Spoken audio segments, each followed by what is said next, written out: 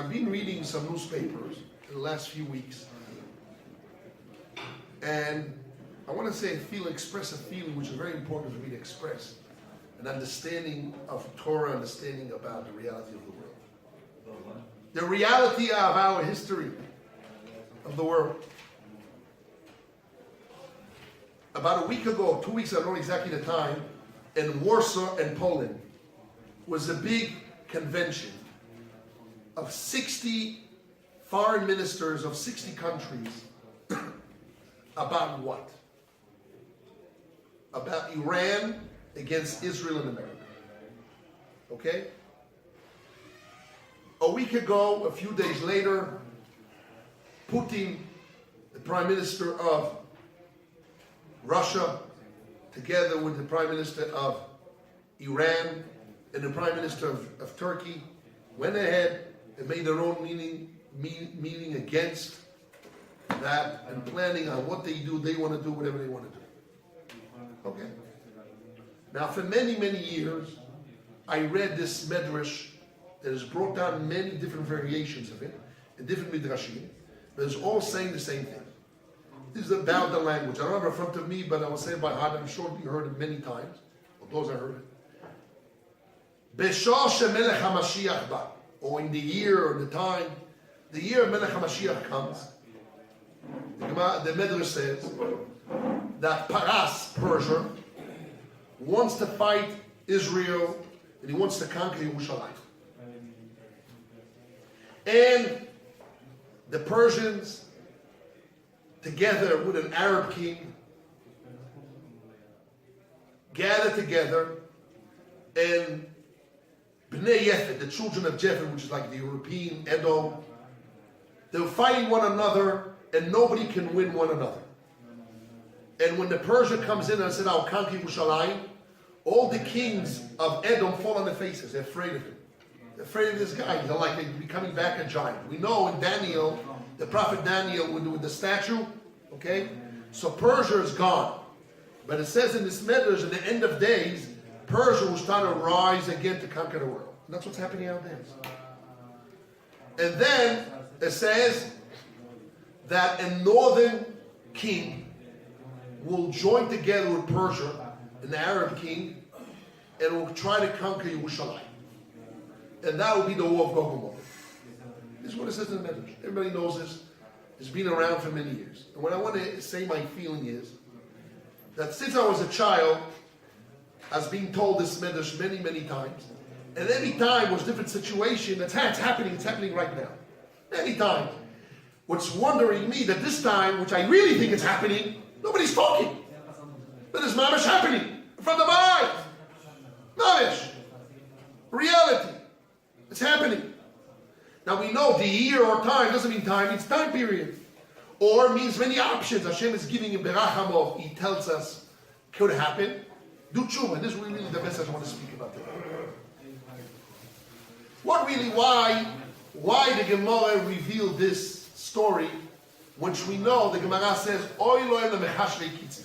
Woe to those that calculate the end of Mashiach before Mashiach comes. Which is wrong to calculate when Mashiach is coming. So if it's wrong, so why the Medrash, Tanat V'Eliyahu and other Medrashim tells us this story for what? To teach us what? Stam words? Elamai, that when it happens, I will know about it and I'll prepare myself. So why that's not considered Mechashav Kitzi? And this is really the point which I want to speak about today. Now in the month of Adar, as soon as Nisan, the time of miracles, the Gemara in Masechet Avodah Zarah says, "En ga'alti eschem achis kereshis." I'm going to redeem you in the end like the beginning. When was the destruction of the temple in Tisha B'Av? When the Jewish people left Egypt and they got redeemed in Nisan. So the redemption will start in Tisha B'Av and will finalize in Nisan. Nisan is a time of Nisan. So we're coming close to Nisan with the amount of Adar, happiness, and it's happening in front of their eyes. Exactly what Chazal say, that all the world will shake from Persia, and they will fight one another. Nobody wins. There's no really knockout. America did not knock out the Arabs and the Persians, and They can't get a little bit here. There's no knockout. That's what it says clearly in the Midrash. Ve'elu ein noitzchim es elu. One doesn't final, and noitzach means win against the other. Nobody wins. There's no winning here. It's a status quo. America, the Giants, I'll kill you. They can't. They fight here and there, but they don't make it really like there's no knockouts, no finish. Like in Japan, they put the bombs. Finish story. They took the white flag and finish. There's no finishing. And everybody's afraid. That's 60 countries sending ministers and foreign ministers and prime ministers talking about what? But Iran and Israel. Yeah, it was all over the newspaper. You read it? It was all over. It's real. It's happening in front of our eyes. And I was always wondering who was this northern country that Yecheskel talks about, a king from the north. I thought maybe North Korea. I had many ideas, many times, many years, I'm thinking of ideas. But now it's very clear. Russia. The northern country, Russia. Russia's now together with Iran. Simple. Okay, they're not fighting a bully with America, but the bottom line is yes. They're opposing to America, maybe put sanction against them, and if they're fighting, and they're fighting about what? About Yerushalayim. It's happening in front of our eyes. About Yerushalayim. They say, the Americans say, well, no, we're not fighting. They don't fight Iran. What to do? We're not fighting directly head to head because they're afraid to fight one another against each other. It's happening in our eyes. So what is the message I want to speak about? The message is that what we, as religious Jews, need to listen and to hear from this is known that the Chofetz Chaim used to ask to get the newspapers every week. He wanted to read the newspapers. They told him, why are you reading newspapers? He says, why? The Novi says, clearly says in the Novi Yoshua, the Novi Yoshua is brought down, maybe in Shoitim or Yoshua, one of them. He says, that the Gemara brings it many times, that if, let's say, a flood, a tsunami happens to some country, it's for the Jews, for us to make tshuva.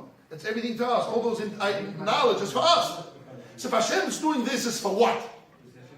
To us, to do tshuva. Because once Mashiach comes, it's finished. Yamim Shebei Chevet. So now, you have a few moments before, a few days before, who knows what? We have to prepare ourselves. I'm not here to say, Mashiach is coming, Vadai. That's wrong. That's Mechashvei Kitzim. Then the downfall doesn't come. It means there's a potential, and a strong potential. Hashem is showing this medrash to come alive nowadays, again and again and again, and now it's getting stronger. It's teaching us what? That Hashem is teaching us, arouse yourself, because I wrote this in the Torah and Chazal wrote it in order to teach us that you should know what this is happening, even though it happened 3 or 4 times in my lifetime. Again, with Persia, a few times it was an option, and 3 possibilities. I thought this, I thought that. But it doesn't mean anything. It means a what? It means that Hashem is teaching us there's opportunities. There's time of rain, time of rachamim. It's a time of, there's a mercy, maybe now it happened. So you have to do tshuva now. We have to put yourself more and more to do tshuva and learn Torah and gather as many Jews you can, because every Jew that is not coming back to Hashem is lost forever.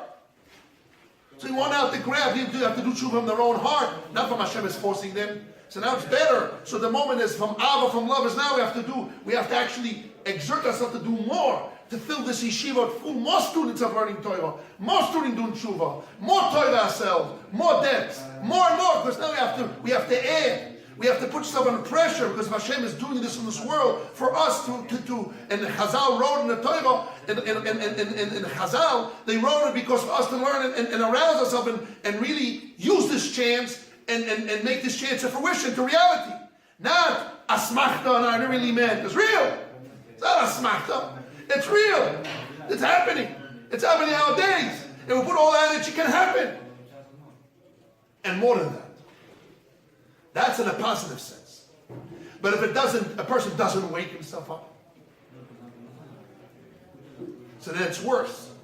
Because it's worse when Hashem says I gave an opportunity. And I put it all over the newspapers. And the blood sign was all over. You saw the signs all over. And you didn't pick up the signs. And you were sleeping. When Hashem was speaking, you were sleeping. You didn't take it serious. The signs all over. So then what? It's worse.